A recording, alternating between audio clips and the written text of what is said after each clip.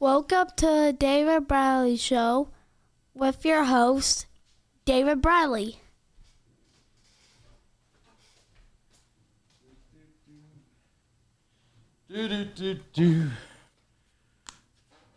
All right, everybody.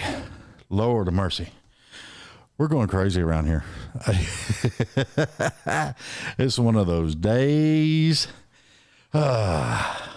Man. All right. So anyway, everybody, in case you haven't seen what we put up, we put one of the little things up that we are going to be doing. And let me pull it up. This is going to be fun. But October 19th. October 19th, we're doing a historic downtown Gallatin. This is actually going to be in a very historic theater there, and it's called the Palace Theater. And they're also doing, I think it's a bar. I'm not real sure, but it's next door to it or right down the street from it. It's called the Star Ranch. And what it's going to be is it's going to be music, a music bash, and it's going to be a meet and greet. The David Bradley Show will be there. We'll be interviewing the people that are going to be on the stages and are doing meet and greets, and it's just going to be a big old thing. It's on Saturday, I believe. I think it's on a Saturday, October 19th, and it's going to be from noon till 6 p.m. So everybody please put that on the calendar. We're going to talk about it extensively all the way up until October 19th. And y'all come out and hang out, get some pictures with some stars, and you know, and it's a lot of them are local people, you know, so it's really going to be good for the industry in general. Come by, see me, and ask me about the podcast. I'll tell you all about it. We'll be up there with pretty much full gear, except for a couple of little things, but we'll be there just like we did at CMA Fest. So it's being put on October 19th, and y'all are going to have fun. It is I got to say this big time. It is a free show. Food trucks, stuff like that. Yeah, y'all got to pay for that, but everything else is free. And we'll be sharing that on the Facebook, Instagram, maybe TikTok, a couple other places. I don't know. It'll be out everywhere, so everybody will get to see what's going on with that. Anyway, our guest today is a hell of a guy, and well, you're not ever really an ex-Marine, so I'm just going to say a Marine that's not on active duty. How about that? I'm officially retired. Officially? Yeah. I'm the early retirement, I guess, is what they would call it. Yeah, but you're never really, once a Marine, always a Marine. I mean, yeah. That's what I've always heard. But some Marines get more hurt about that terminology than I do.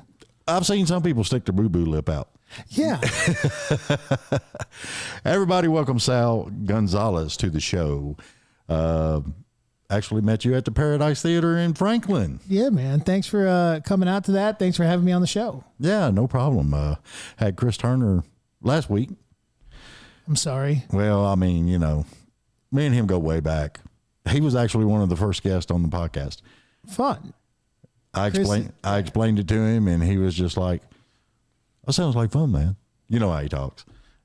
Chris is a good buddy. We've played a few gigs together when we first started playing together. We really bonded. Yeah. And we became pals. So every chance we get to play together or just spend time together, write some songs is always a good time. Yeah. Well, plus both of you got the military background too. So yeah. Yeah. Of course, he served with Chesty Puller back. This is an old joke because he's older than I am. Okay. Not by much, but I like to mess with him. You know, I never really figured out how old he was. I never asked him. Doesn't matter. I'm just an old fart in the ring. I just know he was born before I was. Okay. And so that makes that, as long as y'all have got that. that makes him an old fart. Shout out to Chris Turner. See, I love that stuff. But I'd never heard you play before, and it was a really good set. Thank you, man. And Chris has really grown since the first time I met him. He's getting better every day, man. That's what I love. And Chris told me one time, and I've been reiterating it ever since. If you're good at something, it's because you practice. Practice makes you better. Yeah. That's what I love. I don't believe in talent. You don't believe in talent? People say, "Oh, you're so talented and you sing so well." And it's because I've been singing since I could speak. I've had coaches. I was singing in choir with people telling me how to sing. And well, see, there's I've had a lot of guests on the show, and of course that's what a lot of podcasts and radio and everything else. How did you get your start? And I'm just like, I want to go further than that. I want to hear, all about, because I was in choir when I was young, and my daddy pulled me up because daddy voice was deeper than mine. Yeah. And he always sang the bass and everything. And then when I hit that, big puberty age, when I got through squeaking, I was in the chorus with Dad. And that's where I got that bug with the music industry and everything. Totally. And a lot of people, they may not sing, but they'll pick up a guitar because they find it fascinating or something, Yeah. I never could. I picked up a guitar mainly so that I could accompany myself when I sing. I got tired of singing a cappella. Oh, yeah. And so when I was 12, I bugged my dad. I said, "Hey, buy me a guitar." He bought me a guitar, and he taught me the 4 or 5 basic chords that he knew, which was, just your regular A, G, D, C sort of thing. And I took it from there. I played in bands in high school and just kept it up and kept at it. And I was lucky. I got fascinated by something that was would later become my job. Yeah, because I think more people need to get fascinated by it. I was going to say it keeps some people out of trouble, but then I went through all that glam day back in the 80s. Yeah, I had some extracurricular activities when I first moved to Nashville, for sure. Oh, yeah, it's easy, but I was on the production side of it, and I had fun just watching. That's what actually got me to quit drinking. Because I used to drink every weekend. It was, work all week, live for the weekend, like Loverboy sang, and I was usually tore up from the floor up every daggum weekend. But what got me to quit drinking like that was actually doing production work and being in the bars and seeing other people that tore up. Yeah, that'll do it to you.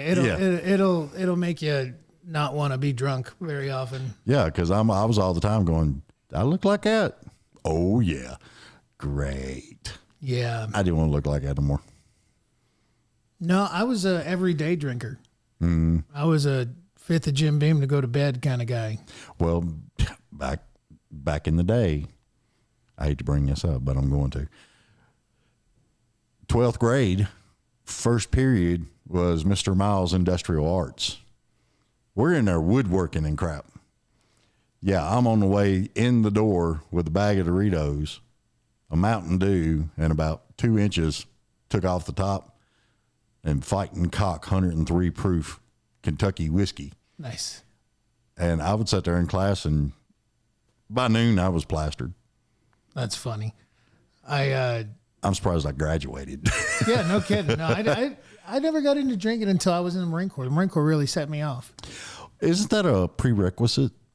It's not. There was a few Marines that I served with that weren't drinkers, and they were always the anomaly. But the military is a drinking culture. Yeah. From every branch. It's just it's kind of what we do. That's how we blow off steam. That's I mean, it's even in our like ceremonies and our rituals every year. For the Marine Corps birthday, they have a big thing called a grog, which is just a hunch punch. It's just a big bowl where they throw a bunch of whiskey and Everclear and God knows what else in. And everybody gets a cup and you drink. It's part of the thing. It's like part of our tradition from old sail ship, wind powered ship days. Well, see, that makes me think back because a buddy of mine, Mike Bowers, never in the military, but on weekends he used to make some stuff called hunch punch, or we'd plug a watermelon, or it was always something. So that's kind of intriguing that it's called hunch punch. We call it the grog. The grog. It's called the grog in the Marine Corps, but I said hunch punch because that's what everybody kind of knows. Yeah. That's a colloquial term for what it is. Hey, here's what it is, man. I love it though. Yeah, it was fun while I was in. Once I became a dad, it got less fun, and then I had to buckle up. That'll do it to you. Yep, that's what made me quit jiu-jitsu. I had to start saving money, and just all around cleaned up my act, and it's good stuff. Oh yeah, I had Taekwondo back in the day, and then I had several of my friends that were in the military, and they were all the time, come here, let me show you something, Of course. And after I got my ass whooped a couple of times, it's like, I understand now.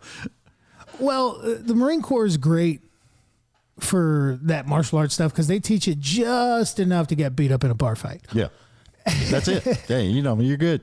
And so you have a sense that you can fight until you actually walk into a gym where real fighting is taking place. I walked into an MMA gym here in Nashville in Bellevue. Shout out to Elite Mixed Martial Arts in Bellevue. And they had this 14-year-old kid he was a monster. He was giant. He was 6 foot tall, but he grabbed a hold of me and just climbed on top of me and strangled me in a matter of minutes. Yeah. And I was I got to learn how to do this. This is impossible. I'm a war veteran. I've been in bar fights. I've had my teeth knocked out from stuff. I'm a tough guy, and a child just strangled me into submission. Dude, I'm telling you, the worst ass whooping I ever got was by a dude that was 5'6" and maybe 115 pounds soaking wet. They're the spry ones. And he walked up and standing flat footed, and that right foot was dangerous. And he come up and about down there and knocked me out. Yep. But he had restraint, though. I like the restraint. It is nice. It does teach you that. It is nice when that does happen, but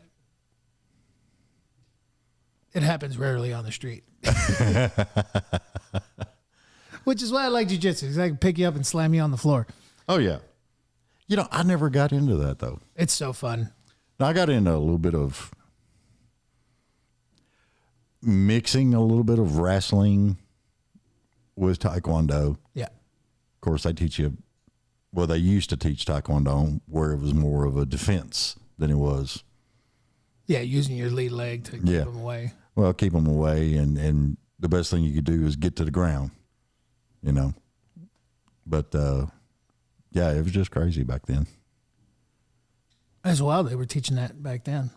Yeah, it was all, a lot of the stuff that I took was all defense measures.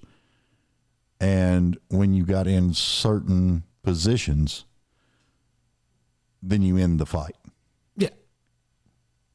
But you try to keep out of their grasp and keep them off of you and everything else.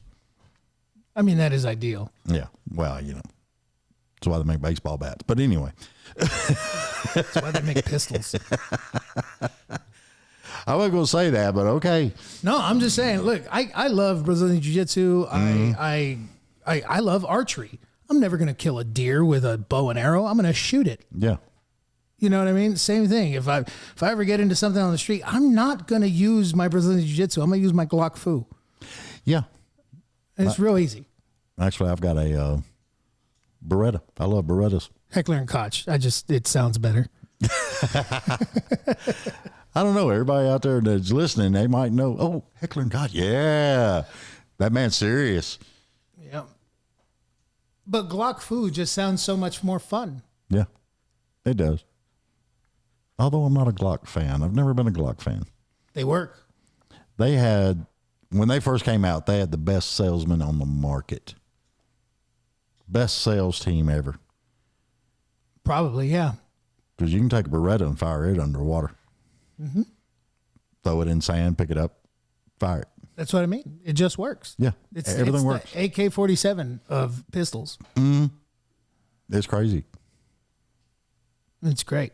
But anyway, I digress. Going back to music. Yeah, we're supposed to be talking about music, aren't we? Exactly. Yeah. Okay. So I got into singing in grade school, believe it or not. I was choir was the second grade or something. They said anybody wants to sing, come and instead of getting like a second recess period, you would go to choir. And I got made fun of by all the boys because they were out playing kickball and I was in singing with all the girls. I think I'd rather been inside with the girls. That's what I figured it was. I was pretty popular by the end of the year with the girls. Well, yeah, without the beard and the mustache from that young, you probably had cute little dimples and everything else. I'm halfway decent looking when I'm not this ugly. Yeah, well, you know. I think almost all of us say that. And then junior high, same thing, was in choir. Actually, junior high is where I really learned to sing. Miss Johnson was our choir instructor, and she taught me just all the basic fundamentals of singing. How do you sing from your diaphragm, and how to project, and how to enunciate, and all the things that, make you a good singer. And then when I got to high school, I just played in bands. By that time, I was playing a guitar, and I was the lead singer of a couple bands playing Spanish rock. Yeah. And just all sorts of cover stuff. Got into rockabilly music. Right. And got into country music in high school. Flipping channels one day while doing my homework, and I saw Garth Brooks pop on the television. Right. I was like, I've heard that guy's name, and I've seen his picture, but I've never heard him sing before. I should. That was probably in the heyday of Garth Brooks, too. Oh, Yeah. And the song was If Tomorrow Never Comes. Yeah. And I watched that music video and I just fell in love with the lyrics of that song. Mm-hmm. And I was like, well, let's give this country music a chance. And from that point in, it was just downhill. Everything I listened to, I love. Now, see, that's strange because what I really liked about Garth Brooks, believe it or not, is probably one of the hardest songs ever to sing. I ain't going down till the sun comes up. Yep. That long, long freaking song, and how he kept a breath during all of it, I never know. But he sang it live like that. That's what was impressive to me. He's the best I've ever seen live. Yeah. I remember he did, oh God. I'm wanting to say it was a free concert, but I can't remember. But it was in New York City, in the park. Yeah, I've seen that. And he done that show, and I sat there and I watched every freaking minute of it. It's a good one. And I was astounded by his vocals, how he carried himself. He played to the crowd. And the one thing that stood out above all else was the freaking fiddle player he had. That guy killed it on that freaking fiddle, man. Yeah, having a band that kicks butt is imperative. Oh, yeah. But Garth just has a presence on stage that is unlike anybody else. I watched him do the benefit concerts for the Nashville Floods a few years back. I got tickets and I got to see him live, and man, he was just so much better than anybody I've ever seen. I can't really quite put my finger on what it was, from presence to storytelling to the music. But I mean, when I saw Toby Keith live, he was pitch perfect singing. But it wasn't, there was a difference in the performance. Not that Toby was any bad or anything, but right. Garth is just so much better. He's in a league of his own, sort of thing. Yeah. Toby, I always liked Toby because, well, he totally loved the veterans. He loved the military and everything. But what got me hooked on Toby was How Do You Like Me Now? Yeah. I love that freaking video because I can think back, all the people that said I would never amount to anything or I'd never do anything. And it's like, you just want that playing in the background every now and then, Yeah. Now there's a song by Jamie Johnson called "That's Why I Write Songs," and it talks about that. It's basically like, it's the whole point of songwriting is telling a story that connects with so many other people. Right. And that's really what I love about songwriting, and really why I write songs is to try and connect with other folks. Yeah. And that's what I love too, is that and I've noticed a different trend here over the past year, because people were writing the generic stuff, but now more people are coming out with their own stories, and they're getting back into the actual storytelling of the music. And I'm really starting to dig it. I talked to, I did CMA Fest and had all those guests there. And I was really impressed. One guy actually brought back a mouth harp on one of his songs. Wow. Mandolin. There was several of them, young artists. They're wanting to incorporate steel back into it and all kinds of things that used to be back in the day. And that's what I loved. I love hearing that twang. Something about the twang. I don't know. Oh, I get it. I mean, it's weird. It's its own thing. It is. It really is. Because you don't really hear it in rock and everything else. You can jam to rock. You can do different things. And country music is really where the storytelling is. That's what made me fall in love with it. It reminded me of my mother's music. Growing up, my mom would play like mariachi music and corridos and stuff in the house. And all of that music kind of sounds the same, right? It's all like that polka-y, dun, dun, dun, dun, dun. Yeah. Like it's all real waltzy and kind of, it sounds sort of the same unless you understand the language. Yeah. And then every song is just the most beautiful tale of love and loss or selling drugs. That's besides the point. Yeah. Well, see, have you ever fallen into the world of nautical corridos? No, I don't even know what that is. Oh goodness. Okay, so I'm about to blow your mind. Okay, go for it. So my mother grew up listening, or I grew up listening to my mother's, mariachi music. Right. And for the most part, it's all like love songs and that kind of thing. Right. But somewhere in the 80s, these bands started coming out and singing songs about selling drugs or smuggling drugs across the border and using euphemism for all of it. Right. So there's a song that I grew up singing as a child. Oh, hell. That was called Mis Tres Animales, my three animals. And the three animals are euphemisms for different drugs, right? Right. Perico is, the parrot is cocaine. Right. For the nose. The goat is heroin, and chicken or the rooster is marijuana. Okay. Or the other way around. I'm not exactly sure what exactly, but I know it's those three drugs for those three animals. And the song says, I live off of my three animals, and there's one line that gets me every time. He says, we sell more of my animals than McDonald's sells hamburgers. And I remember the day it clicked. I was a full-on adult, and I was like, oh man, this is a song about selling drugs. And then I went back to when I was 5 years old. Vivo de tres animales. It's this little Sal, singing songs about smuggling drugs across the border. It was, all the dope dealers on the corner going, hey, check him out. I called Mom. I was like, Mom, what were you listening to? It's like, no, hijo de la moda. And that's what was popular. Yeah, well, that's true. Hey, listen, I get that's it. What, I listen to NWA. It is what it is. That's what rap started over here, I mean, it's the same thing. Yeah, it's the same thing, just with polka music in the background. Yeah. That's how I describe it to folks who have never heard of nautical corridos. Well, it's a lot of that music is almost centralized around the same beat. Yeah, it's that polka. Yeah, that dum dum dum dum dum dum. Mariachi also has a lot of history. Totally. Yeah, there's a lot of, native history and everything. And there's a lot of intermingling in country music and Mexican music as well. Yeah. Because and it's funny because every morning when I leave here to go to the day job at 3:00 in the freaking morning, I stop at this little store, and it's run by some Middle Easterner, and I don't know exactly because I've never had a conversation with him. He speaks English, but not really well.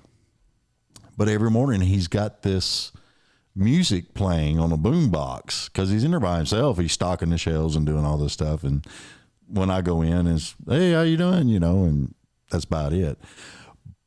And I need to ask him. I'm going to make a point to ask him because some of this music he's playing is from over there, but I can hear a steady chord in some of it.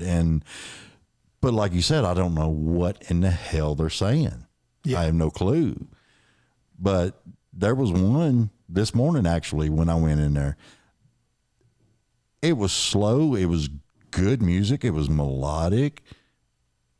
It had a good flow to it, but I couldn't understand what the hell they were saying. Yeah. So I wonder if it was a love song, if it was I don't know what type or how that music goes over there, but it was different. And it had that part where I liked it, you know? Yeah, absolutely. And there's tons of stuff like that. I when I was in college, I took a music appreciation class, and they made us listen to stuff from China and stuff from all over the world. It was really interesting. Some of it was really cool to listen to. Some of it I absolutely hated. It was the only class I failed in college. Music appreciation. I don't remember if I took music appreciation. I think I took. I know I took music. It was busy work. I can imagine. That's all it was. It was, hey, listen to this and tell me what you thought of it. Listen to this. It's okay. It's weird. That's what I thought of it. Oh, so now you could be a critic. Exactly. But I was like, I'm trying to, do algebra and geometry and all the things that I need to do that's going to further go towards my degree. Right. And I already appreciate music. What did you get a degree in? I was going for music business. I never actually graduated. I went for a year, made the dean's list my first year, made 3 people cry my second semester, and decided college wasn't for me. But that was good goals. Make people cry. Oh, well. Was it on your list? I didn't. I didn't intend to. I say things, and I don't always have a filter. I ain't never had a filter. I don't know. It wasn't. Dad always told me, if you got something to say it. Yeah. Just make sure it's the truth. Yeah. And now it's, especially with the show, now it's like you got to research everything to make sure what the hell you said was the truth. Yeah. Well, the one that I felt really bad about was the girl in my English class. It was her and her best friend, and one of them was very good looking, and the other one was a little portly. Mm-hmm. And by a little, I mean a lot. And they would never pay attention in class. They would never talk about anything that we were talking about. And finally, I think we were talking about some shooting that had just happened, and they weren't paying attention. So the teacher says, "Hey, do you guys want to be involved in this conversation? I know it's not English, but we're talking about events. You got to participate." And they go, "What are we talking about? I don't know. I've never heard about this." And I was like, "Ladies, I'm a grown man who watches primarily Cartoon Network, and I know about this." I was like, if you weren't too busy talking about Team Jacob or whatever the hell your current interest is, I was like, she has an excuse. She's beautiful. She's going to find a husband that's going to pay for everything she wants. You don't. You have a terrible personality and you're ugly as sin. You need to actually pay attention to world events and be smart, because you're going to end up alone and single with 1,000 cats. And the waterworks started. And she cried. And my teacher asked me if I needed to go home. And I said, yeah. I got up and I left the room to 3 other veterans standing up and applauding me. Oh yeah. It was funny at the time. I felt bad about it after. Well, yeah. I mean, I do that every now and then. I'm like, man, I shouldn't have said that. Yeah, I could have kept quiet. That girl could have had a great self-esteem, but now she's shattered. And Yeah, because, sometimes when mama says, if you ain't got nothing good to say, don't say it, you forget that sometimes. I do often. Unfortunately, I'm Hispanic Mexican, so my mom never said that. She said, if you got something to say, tell your mom, let them know. Yeah. So That's good. none of that.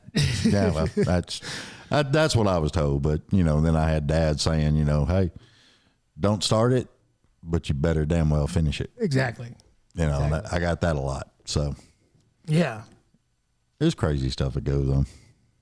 The one that I thought was funny was when my dad goes, listen, if they're bigger, pick up a chair. I thought that was a hilarious thing to tell a 9-year-old. Well, yeah. But I was 14, I think. my entire goal is to get your producer to laugh. By the Yeah. way, that's my whole thing, is just to make him giggle behind us. And he's got a microphone he refuses to pull down. I know. But, yeah, it's Caitlin wasn't able to be here. She usually produces the show. So Tommy has very graciously stepped in to We help. appreciate Tommy. This is why I'm trying to make him laugh the whole time. It's just poor dude stepping into shoes. I know, right? I know this kind of stuff anyway. That's why he's over doing it. Oh, Lord. Where are you playing next? I think I got a gig next weekend in Alabama with Chris Turner. Yeah, I ain't going to be able to be there. I think. Next time I'm in Nashville, I'm not exactly sure. The 28th, I'm doing Country and Color, and that's announced, but I don't think I have a venue yet. Right. So check my social media, Sal G Music on everything except Everything. Facebook, oddly enough. On Facebook, it's official Sal G Music. Don't ask me why. It's just, I don't know. I mean, I have often wondered that myself, because back in the MySpace days, you didn't have to go official or music or this or that. But on the Facebook stuff, you got to. absolutely. And in MySpace days, you could actually post your music on your page. They could buy the music straight off your page. And you got to do other crap for Facebook. Yeah.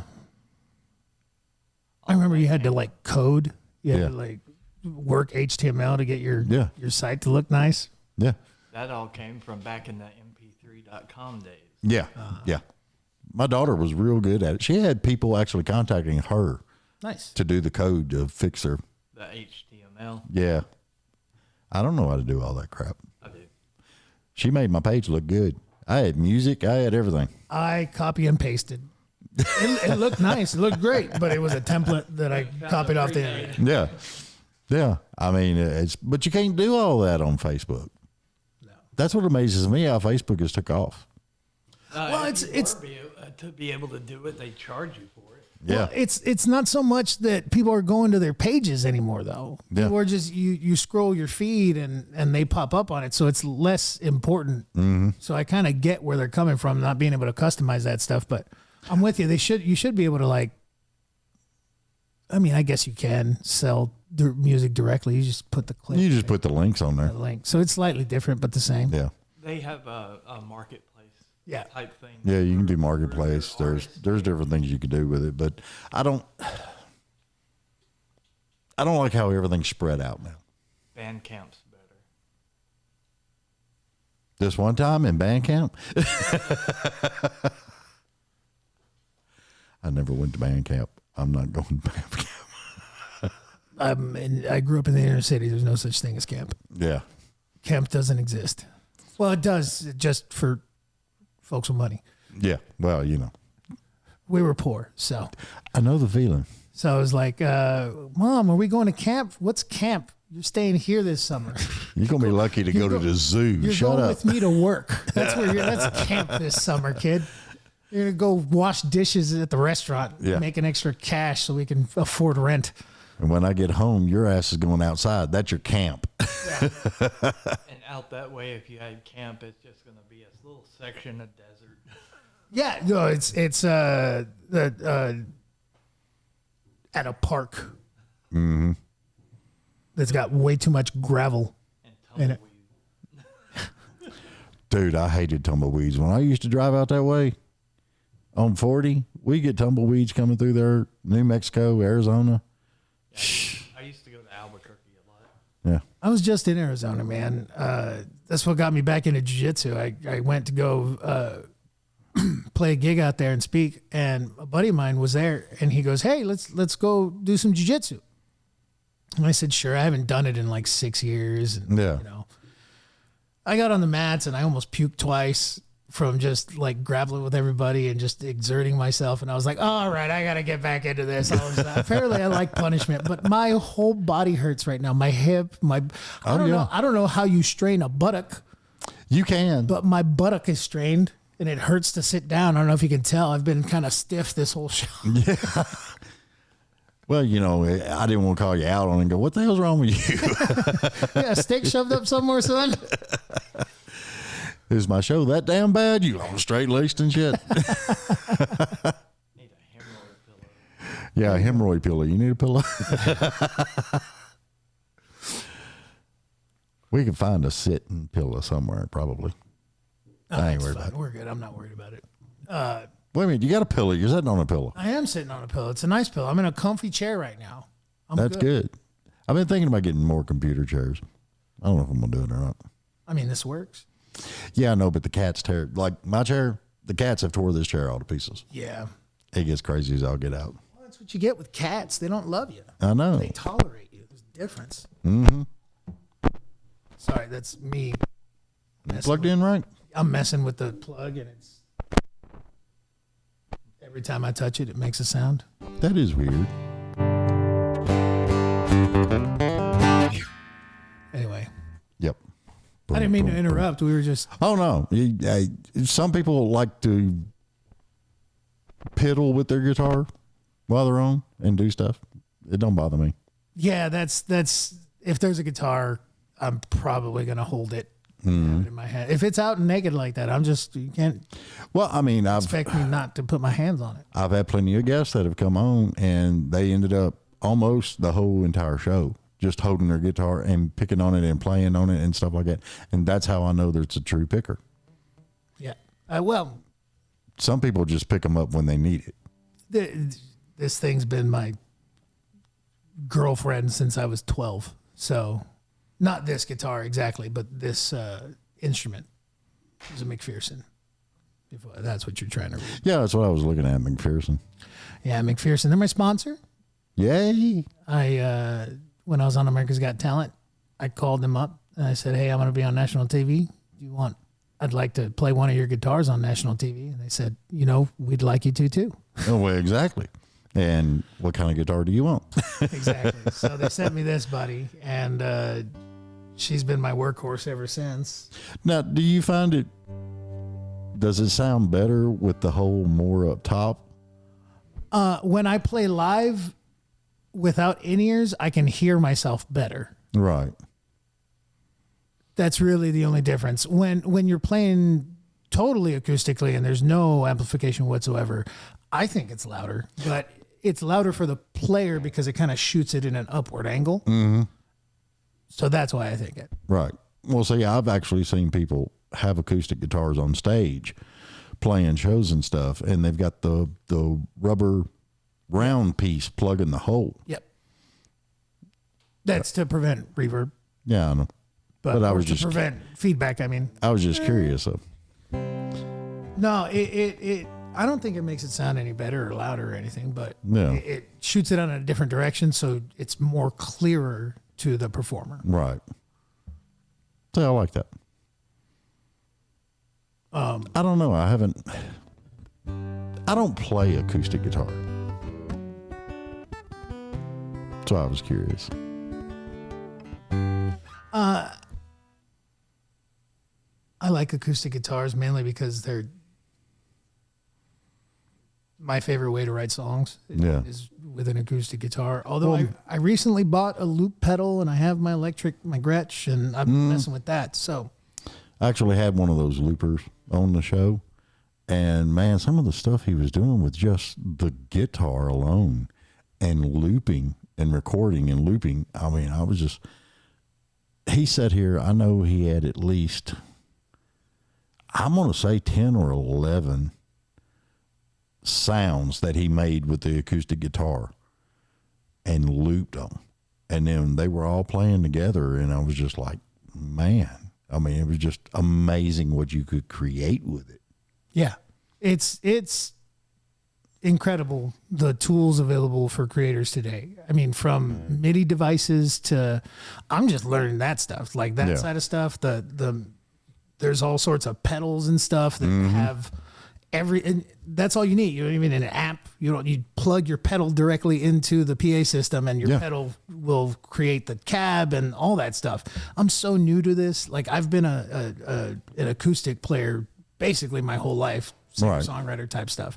So I've never really messed around with lead or had to mess with effects or anything like that. But it's a whole new world. There's so much to learn. Oh yeah. Well, that's what I was going to ask you too. Do you write songs usually with just the acoustic, or some people use piano? I've used the piano once, mainly because it was in the room. Yeah. And I had to have a guitar to be able to know what I was playing. Right. So I just started playing a melody on the piano, and then when it was like kind of ready to be put into lyrics and start writing on it, is when I was like, all right, what am I actually doing? And I was like, all right, that's a G, or whatever. Well, say that's what's wild, because my grandmother, she played everything by ear, and I think my daughter picked it up because she plays a lot of stuff by ear. She liked bass guitar. I bought her a bass. Next thing I know, 2 weeks later, she's boom, boom, boom, boom, boom, boom, you know, all over the place. I did a gig, and I got paid half cash, and the lady had a keyboard there, one of the electric on stage, and she asked me if I wanted it, and I said sure. I gave it to Anna. 2 weeks later, she's playing Evanescence. You know, I mean, it was just amazing, some of the stuff that she did. I have 2 rules in my house as a father. If you live in my house and you eat my food, you will learn to play an instrument, and you will learn to defend yourself. Awesome. That's the only rules I have. You got to learn mixed martial arts, Brazilian Jiu-Jitsu, you name it, whatever. But you got to learn to play an instrument. I don't care what it is. My next purchase is a piano, one of those ones that lights up and teaches you how to play. Oh, yeah. For the kids, so they can pick it up. See, I love that. And my son just his birthday was just a few weeks ago, and we got him it's basically a toy, but it's a kid's drum set. Oh yeah. It has little pedals, and he's got drumsticks. Yeah. It's all kind of it's not a real set yet, but I figure once he gets old enough, we'll get him a real electric drum set. Not a real drum set, God forbid. I'm not putting my wife and I through that. But an electric drum set, I figured would be great. You know, you could play music on it, you could plug it in and really get some good practice. You'll still need earplugs or something. I'll put them upstairs. We'll sequester them to the other side of the house. If it's electric, you can plug the headphones into it, and he can hear through the headphones. I know, that's what I mean. Yeah. My son had some. Yeah. You still got to get them. You still got to put them on the other side of the house, though, because if not, you're gonna be watching Jeopardy and just. Yeah. What in the heck is that? You know, it's crazy how some of that stuff is nowadays. It amazes me how far they've come with instruments and everything over the years. Absolutely. There's some guitars that blow my mind now. There's MIDI guitars where they have all of the effects already built into them. All you do is hit a button and it changes it. You can even hook up a Bluetooth foot switch. So you change your pedals, you change the effects on the guitar with a pedal, and it's just connected via Bluetooth. That is wild. Dude, Moorer, Mooer, is a wild company. They're making some cool stuff. Yeah. But they're not the only ones. Boss makes cool stuff. Like, so many companies that make awesome multi-effects pedals that just, if you're a guitar player, just look into it. If you never looked into it. Say, I wonder if Guitar Hero started a lot of that. I think so. I think Guitar Hero started it, and then what was that? Rock Band. Rocksmith. So there was a game called Rocksmith that you would plug into your Xbox, and it came with a 1/4 inch in. Interesting. So you'd plug it into your guitar, it would go into your PlayStation or your Xbox or whatever, and if you would tune it with your Xbox and you would play songs, it was just like Guitar Hero, except with a real guitar and real strings. So you had to learn. If I was going to play La Bamba, it would scroll across the street.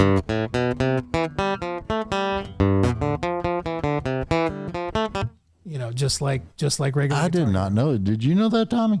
Yeah, it's called Rocksmith. If you want to learn to play, it's awesome. I think they made like 3 or 4 versions of it, but if you can still find it, it's the way to learn guitar for a beginner. Hell, I probably could have learned it then. Yeah, I was too far advanced by then. By the time I got it, I was like, oh, okay, I already know how to play guitar. Yeah. So just walk away. Yeah, it had its own method, and I had my own method, and it was just not meshing. So right.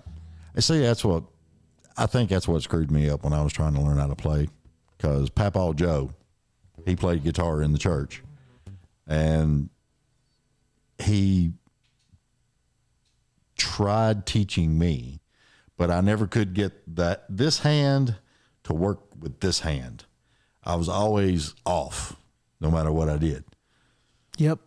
Unless it was drums, and I beat the crap out of the drums. Yeah, but for me, it's the opposite. So was it awkward? Yes, but eventually my rhythm hand kind of understood what to do. Yeah. And my left hand picked, because that's the big thing is when you're learning to play stringing chords together, and so you got to learn to switch in between strokes. So once you get good at that, it's all downhill for rhythm guitar players. But it's the other stuff that gets real complicated. You know, the leads and I think I probably would have got screwed up though if there was other guitar players there playing with me. I'd be like trying to do their part or something. Yeah. Which amazes me because some of these full bands, they'll have 2 guitar players or something, you know, and I'm just like, wow, man, y'all were just killing it. Did you ever see Brian Setzer play guitar?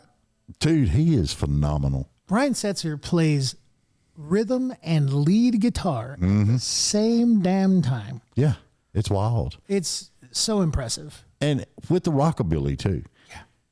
Because the Stray Cats was the first introduction to rockabilly that I actually had back when they first came out. And I was just blown away by them. Yeah, in high school, I was a full-on rockabilly band. Wore my hair in a pompadour and whole nine, baby. We played Stray Cat Strut. We played Reverend Horton Heat. We played a bunch of stuff. Yeah. Bales of cocaine, falling from a frying pan. See, I think some of that rockabilly stuff should come back. Yeah. Reverend Horton Heat's awesome. You never heard of that guy, the Texas artist, I think, but they're great. Rockabilly music. Brian Setzer's great. Tiger Army's a little more... and Yeah. Tons of great stuff, man. Rockabilly's still around. It's also, you got rockabilly and psychobilly. That's what I mean. Yeah, Tiger Army's more psychobilly, which is like a heavier rock version. Now, see, I was raised up on Sha Na Na, and they were doing the old stuff. You know, Bowser was my guy. Yep. See, you could have gotten into it back then too. It'd just been a little bit more on the Misfits side. Yeah. Yep. Big Misfits fan. I couldn't tell. No. The button on your hat. So, we are crazy around here. We know about everything and nothing at the same time. I've made a career on that. I'm the king of random knowledge. There you go. I love little tidbits that help nobody. Yeah. For instance, have you ever heard the term cold enough to freeze the balls off a brass monkey? Yep. Okay. Do you know where that comes from? No. That comes from back in when we had wind-powered Navy, you know, sailboats, cannonballs, that kind of stuff. Well, iron cannonballs, in order to stack them on ship, you have to have a what they called a monkey, which is just a big metal thing with divots in it, so you could put, stack them in a pyramid. Right. That monkey was made of brass, which is why it was called a brass monkey. Mm-hmm. Now, when you go in the Arctic Circle and you're in Arctic temperatures, the iron stays the same size, but the brass shrinks. Yeah. And then all the cannonballs fall off. Hence, cold enough to freeze the balls off a brass monkey. Ah. So it's not as dirty as it sounds. Yeah, not nearly as dirty as it sounds, but useless knowledge. Yeah. Who cares? I care. I love that stuff. I think it's neat. It's like on the computer having the garbage file, and you just throw things in there that you don't need, but you can recall them at any time. Yeah, Yeah. exactly. Like the coolth. Coolth is a word. Coolth. It is the opposite of warmth. I thought cold was the opposite of warm. English is a weird language, sir. Yeah, Apparently, it is. coolth also is, and that makes me happy. You know, that's what's strange though is, Is it English or is it American? yeah. No, I think it's English. I think it is, and I'm blaming the British for everything Yeah, it because sounds I hate their tea. I'm joking. Honestly, I think one of the easiest languages. Let me rephrase that. One, I read somewhere, I can't remember where, but I read somewhere that the English language was actually the hardest language to learn. That French, Spanish, All of it's easier. all of them's easier. Yep. Because we have multiple meanings for the same word. Well, yeah. It's not just that. The way we say things, our syntax is different from most languages. Just there's lots of reasons why our language is basically 5 languages in a coat acting as one. Mm-hmm. So it's just like it's all screwed. We have more slang. Yeah, because there's like, oh God, how many definitions just for the word screw? Yeah. Yep. And other inappropriate words Yeah, exactly. for appropriate things in other countries. Yeah. For a cigarette. Just for a smoke. I love smokes, especially in the UK. Anyway, They got squares. They got all kinds. Everything you can think of. yeah. So I travel a lot for a living. I didn't know that.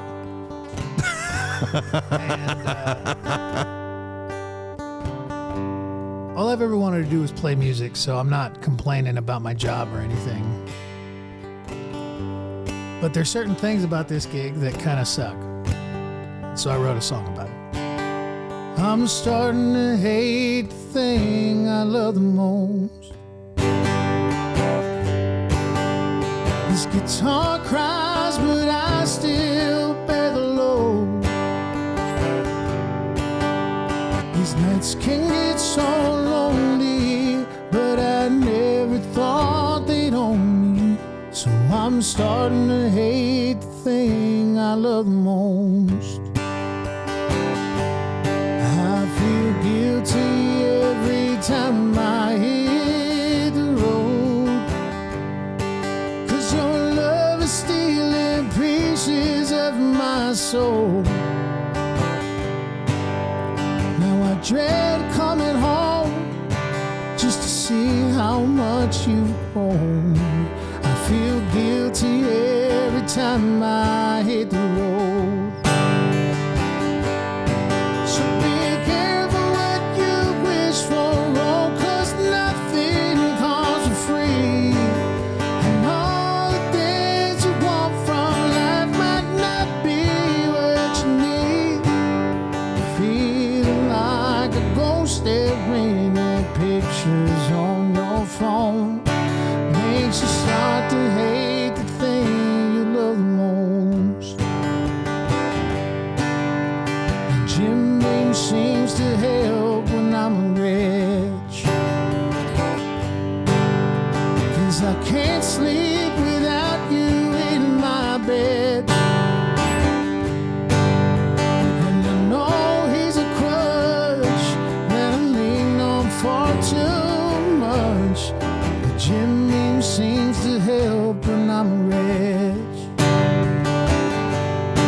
So be careful what you wish for, oh, 'cause nothing comes for free. And all the things you want from life might not be what you need. I feel like a ghost staring at pictures on your phone makes you start to hate the thing you love the most. I wrote that song and I lived with it for about 6 months because it bothered me. I wouldn't play it for anybody. Right. Because I didn't feel it was done. Because every time I would play it, I would hear my mother's voice in the back of my head go, "Oh, your life's so bad." My mother's an immigrant. She's perpetually on the bright side of the life. So Yeah, but moms love throwing that up. That whole exactly. And so I wrote this last verse for Mom. I'm starting to... No, that's wrong. I'm learning to love the thing I hate the most. It took so long for me to get the joke. How it should be a crime to let hate waste your time. So I'm learning to love the things I hate the most. I'm still starting to hate the thing I love the most. Yeah, I love that song. Thanks, brother. You played that at the Paradise the other night, I did. didn't you? Yeah, I thought you did. I was sitting there listening to it, and I was like, yeah, I know he played this the other night. Yeah, it's pretty new. I think it's less than a year old, and we're gonna record it. That's gonna be on the next album. So Awesome. yeah, I'm pretty excited about it. We got four tracks done. We got another 2 cooking. Now you going to do the EP? You going to go ahead and finish it out with the whole album? No, I think we're gonna do a 6-song EP Yeah. and see where that takes us. Awesome. I love it. I can't wait to hear it. Brother, it's great. I'll give you a taste before I get out of here, but man, it's unlike anything I have out. It's unlike anything I've ever done before. I'm working with a new producer. His name's Jim Johnson. Yeah. Great dude. Amazing producer, unlike any other producer I've ever worked with. And the music's just sounding amazing. Awesome. So I love all that. And I like your voice too. It's just, you have a soothing voice. Thank you. There's years of substance abuse and cigarettes. Yeah, I know the feeling. The Tom Waits treatment. Yeah, exactly. I quit smoking a few years ago and I switched over to the vape. Oh God, yeah. And it helps. I'll tell you what, my voice doesn't feel like it's going through a cheese grater anymore. This is hilarious as hell. My daughter laughed her ass off.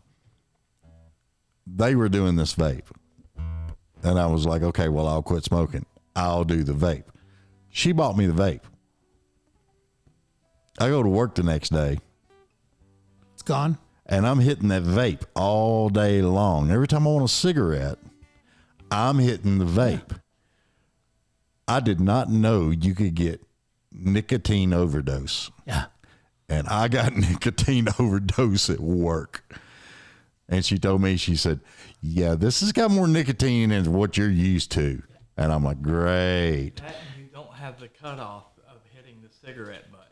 Yeah. This is true. You got to learn how to do it. I generally go with like a low dose or a low milligram of nicotine. Yeah. And then I don't go with like your typical store bought you go into a gas station, you get a vape. Yeah.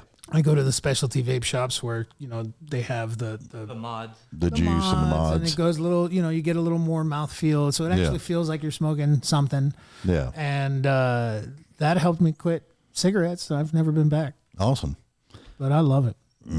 Yeah. I've been smoking a long time. Driving a truck will do that. When I'm at home, I don't really have to smoke that much. But when you're behind the wheel. But when I'm behind the wheel of the truck. I get it, man. That was my favorite cigarette of the day. Mm-hmm. That first cigarette, right when you get in the truck, turn it on, light your cigarette right before you pull out. Yeah. Oh, God. Yeah. Nothing like that. Crack the window down about that far. I still miss it to this day. If I'm out and I see somebody smoking a cigarette, I'll be like, can you just blow some of that in my face? I just need a little second hand in my life. Every now and again, if I'm real close to somebody, like if I'm real friends with somebody and they're smoking a cigarette, I'll take a puff off theirs. But it's few and far between. So I'm not even going to go into that. I had something else go to my head, but anyway. Well, I I didn't used to be so discerning with who I shared spit with in the past, but I Yeah, got a well, wife you and know. children now, and I ain't got to be. You know what I mean? Well, yeah, because, you know, you might catch mono or something. Yeah, I'm terrified of germs. Oh, damn. People nasty. In They are. They really are. I couldn't believe it. I mean, I ain't gonna lie, I kind of liked it when COVID hit because everybody stayed home and I was driving a truck. So the highways were free. I bet that was pretty nice as a truck driver. I know I enjoyed COVID because I got to stay home with my son when he was really, really little. So Yeah. he was like a year old or something. So I got to really enjoy my time with my son. the initial quality time. Exactly. So that was a blessing. But I don't know if you could tell from my mom's story, but because of her upbringing, I just always kind of look on the bright side of stuff. Right. And so even when COVID and all that stuff was going on, like, yeah, it sucked. I couldn't work. There was a lot of things that was terrible. Mm-hmm. But at the very least, every morning I got up, I took my son, and we went on a walk. Yeah. Every day, and we got to spend that quality time in the morning, and then we had a whole routine, and I'll remember that for the rest of my life. And I don't regret a single second of it. Yeah. There's just something about being with your kids. Time. You didn't like we could walk for this long because I got to get to work. Yeah. It's like I can be out here all day. Yeah. You have me all day, son. Nobody else is stealing my attention from you, and There you go. That was awesome. That's good stuff, right? No, but I was going to say about the people not being on the highway. You know, the fastest race across, not a race across America, but it's called something run or Cannonball Run. where they go from New York to L.A. or whatever. The fastest time ever was recorded during COVID. Yeah. They won't let me drive it, though. Yeah, they won't ever. I don't think they'll ever make a record like that again, just because people on the highway. Yeah. But You have to have an apocalypse. Yeah, literally. That's Or literally. another pandemic. Yeah, that's literally what happened. Is nobody was on the roads, and they made some impossible time. Yeah. I thought it was funny because I got to tell this story, and then I know you got to go. But I used to be over the road. And I drove a big long-nosed Pete, Okay. totally uncut. Okay. I was up at Philadelphia by the docks. I picked up a load at 10 o'clock on a Friday morning. I left Philadelphia, come straight down to Nashville, had a 2-hour nap, got up, and I drove straight through from Nashville all the way to L.A., and I was sitting in L.A. just after 6 a.m. Monday morning. And the average speed all the way across was 110. I never got stopped, never got pulled over. Just kept banging at it. Kept the radio hot. Stop, fuel up, grab something to eat, get back in the truck, haul ass. Yep. I've never lived that life, man. I don't want to ever go back to it. Yep. I like driving places. Like if I gotta play a show in some place, especially like Ohio or something where it's drivable, I love that. I'll drive in the middle of the night before I gotta be there, and I love driving in the middle of the night because nobody's on the road and band sleeping in the back. I can be in my own little head, my own little world. Just I enjoy driving at night. It's one of my favorite pastimes. But then again, anything that's like solitary like that is something that's near and dear to my heart. I did it for years, and over 7 million miles, safe miles, believe it or not. And I lived a lot of life out there on that road. Yeah. And then when I wasn't on the road, I was doing lights and sound in the music industry. So I'll slow down when I die.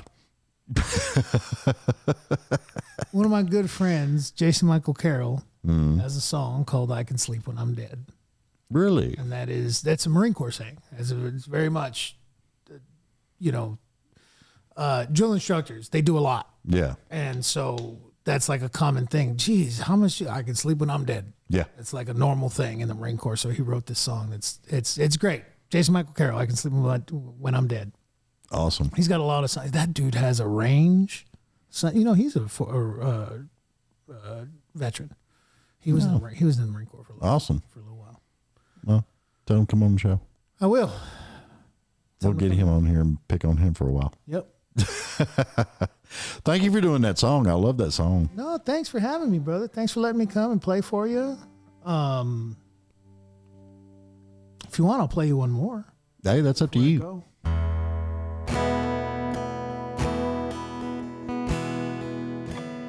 I wrote this with Stephen Cochran and a guy named Tyler Satterfield, or Tyler J is his professional name. Now, I've heard the Cochran name before. Yeah, Cochran is the guy that started Label 22. Oh, okay. So he's involved in mine and Chris's career. And Awesome. other folks, and he's I think I met him that night. Wasn't he there? no. I met somebody had on a jacket and a hat. You met Bobby. That's Bobby. somebody else at the label. Yeah. But I've had this line in my head for a long time about having one foot on the bar stool and the other in the grave. As a one-legged guy, you find puns Well, wherever yeah. you can. Well, it goes to that bright side part. Exactly. And so I took it to Cochran and we wrote a verse, and I took it to Tyler and we wrote a verse, and we ended up with a pretty good song.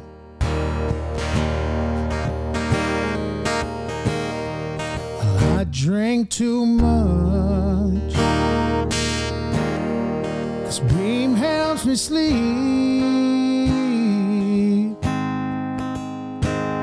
That nightmare's been keeping me up since I was 19. Now I'm popping up perks to get right,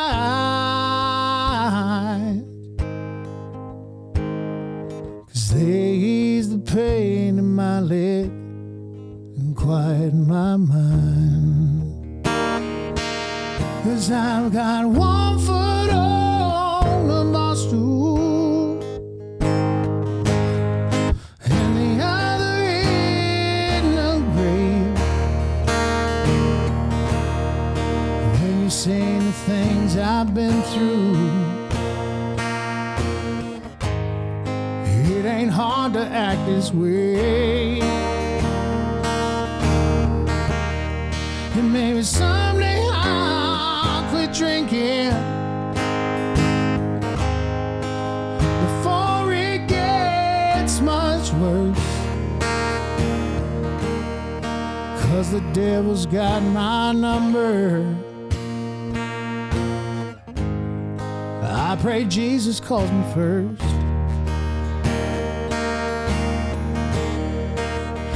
I had that gun and baby to feed, and I swore off breaking the law. I got laid off last week. I came to my senses. I drove on back home, and I held the woman I loved, feeling alone. 'Cause I've got one foot on the bar stool and the other in the grave. And when you're saying the things I've been through, you know why I act this way. Maybe someday I'll quit drinking before it gets much worse,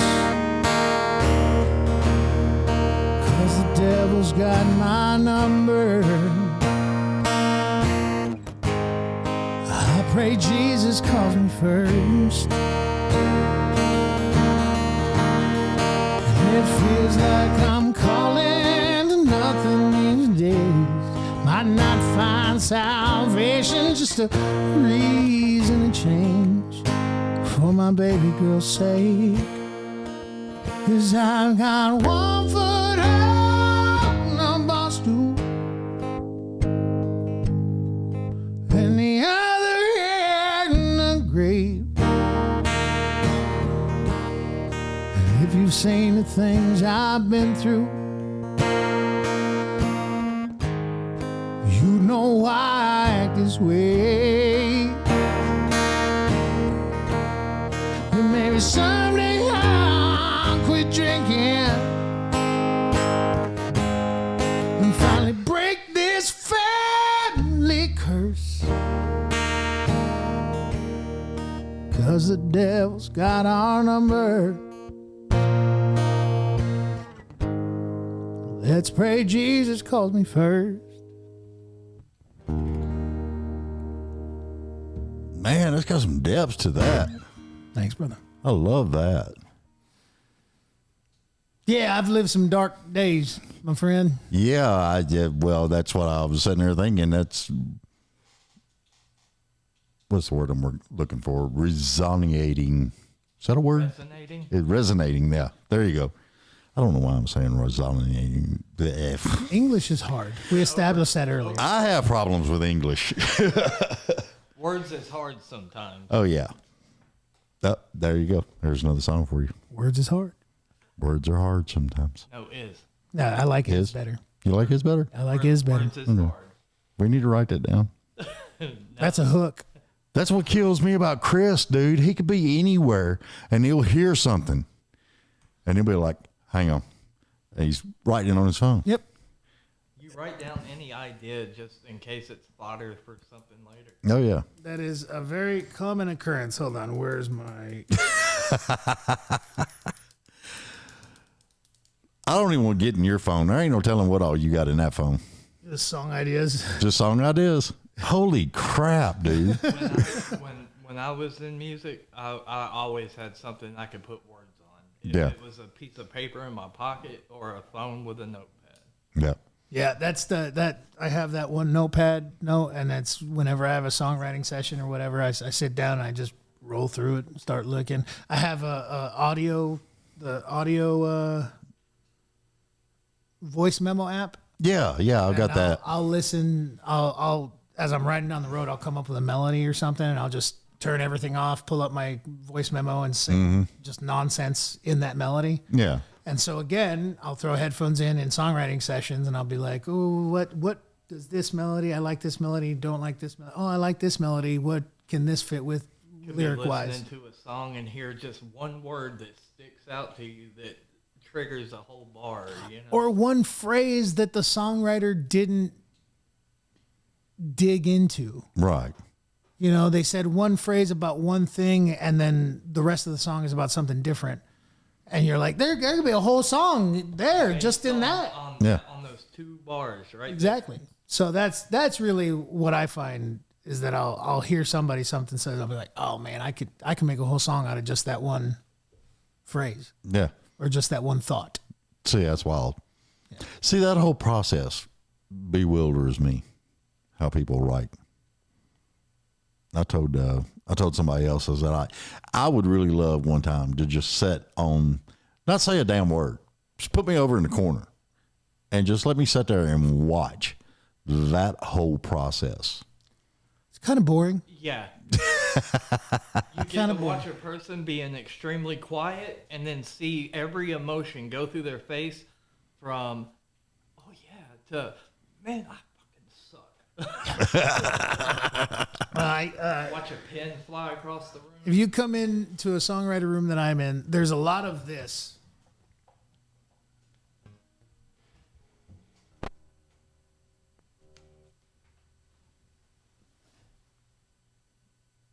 Just three dudes looking at the ceiling. Yeah. What am I doing now? Just and they're like humming under their breath. Just. What rhymes with parsimony? Yeah. Exactly. What rhymes with orange? Yeah. Yeah. It's just honestly, I don't know how I conned life into giving me this job of being a songwriter, because it's literally just, you're a child. You're a perpetual child. I play make-believe all day. That's all I do. I make up stories in my head. I put music to them. Well, see, that's where... Take a little bit of you and make yourself even better. Yeah. Yeah. Like you take a small kernel of something that happened, and then you expound upon that, and then you give those... They become characters. It's no longer your story. It's two characters in a scene, and you just tell the story of that scene, whether or not... You're basically writing a play or a screenplay or a movie. Whether or not any of those words that are in that story were actually what happened, right? Right. I've got a song called... reality to fantasy. Yeah, I've got a song called Alabama Breathing that's about nearly getting killed at a gig. And that's not my story at all. It's a friend's story. Where he wasn't even playing a gig. It was just a New Year's Eve party, and he got into a fight with one of the dudes that owned the house, and he stabbed a man in the neck with a jerry pick, and it was a wild night. I can imagine.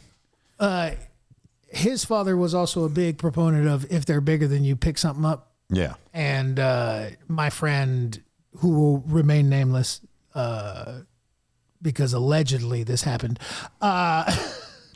Allegedly. My friend is only like 5'4", 5'5". He's not a big dude.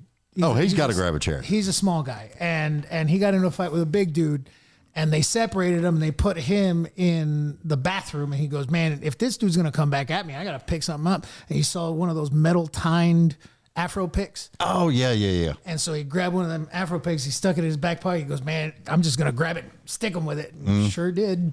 Damn. Yep. Well, they got held at gunpoint and taken out.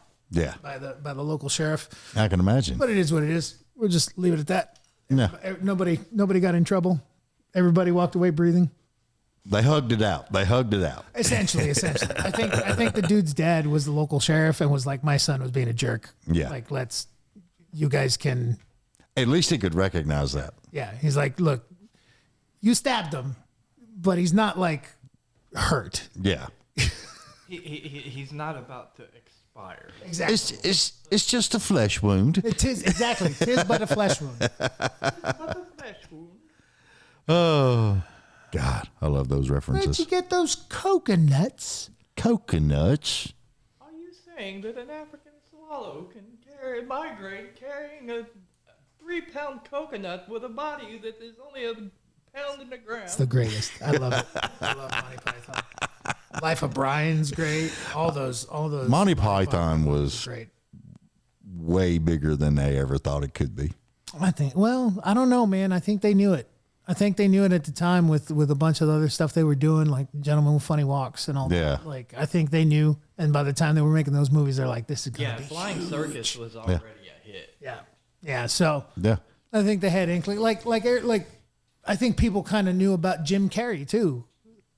Well, yeah. You know, they were like, that kid's special. There's something cool. He's gonna be something. And then they never. He's fucking. You know. Well, see, that's Ace what was Ventura. weird, because Jim Carrey was actually on a comedy special that came on Friday night. We had Saturday Night Live. It was called In Living Color. Yeah. No.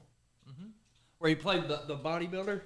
Oh, yeah, that's where he did the fireman. Fire Marshal Bill. Fire Marshal Bill. That's what I was fixing. That's where I first saw him. Yeah. Yeah, he was on In Living Color. Yeah. And so everybody knew he was going to be huge, but you never expect somebody to become that superstar thing, right? Oh, yeah. So I bet it was like that. I bet it was like, these Flying Circus Kids are going to do some good stuff, and then they did Life of Brian, and they did Holy Grail, and you're like, oh, Jesus. Like, yeah, these genius. Which one did they do writing. first? I can't remember. Was it the Holy Grail? I think it's Holy Grail first. I think the Holy Grail, because the Holy Grail was actually financed by rock bands. Oh, cool. I read that in an article. You can look it up. Let's Google it. Google it. He's Googling now. You got to go. I do. I appreciate it. This has been fun. It's been fun, brother. Thanks for having me. You're welcome back anytime. We'll do it again sometime. Yep. Tell everybody where they can find you. Find me everywhere music is sold. Just look up my name, Sal Gonzalez, Gonzalez. If you are on social media, at Sal G Music on TikTok and Instagram and Twitter, Spotify, Sal Gonzalez, everywhere, Sal Gonzalez. Just Google me and it'll come up. You got your merch online too? I don't have any merch. You got to get some merch, dude. I'm working on it. You got to get it. I just don't want bad merch. Like if I'm going to sell somebody something, I want it to be super nice and like, you know what I mean? Like I just don't want to sell somebody a tchotchke. Yeah. Well, that's, because I'll tell you about it out there. I always got annoyed when I would go to a band show and I would buy a shirt. And it fall apart in a week. It's not, but it's that shitty Gildan, like that shirt that you got to wear 10,000 times before it becomes comfortable. Yeah. You know what I mean? Like nothing irritates me more as a fan of somebody than when they do that. They sell me shitty merch. Yeah. So if I'm going to do it, it's got to be nice. Not just nice, it's got to look nice.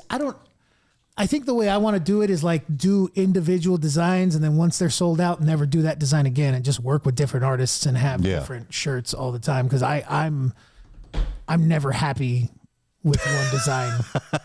So I think it'd be better to do just a bunch of limited designs and work with one particular artist, and then you could do it by the year. Yeah, do a batch run this year and do a whatever. Yeah, kind of like they do with the actual big name concert tees. Yeah, just like that. A lot of the major bands use Gildan too. It's just what the company. Yeah, it's what's most cost effective, and it still pisses me off. It's the quality of the print, though. Yeah, is the main thing. Yeah, for sure. Yeah, for sure. If something starts flaking off, that's annoying too. Yeah. Well, it's the girl I use at the nesting project. She actually used to be an artist, and the great part about them was I actually went to their shop, and they had all these choices, and I actually got to go through and pick what I wanted. Nice. So we'll talk offline, so we're not boring the folks at home, but I'm with you. We'll get that done. All right, everybody look up Sal Gonzalez music. What? I done forgot what it was.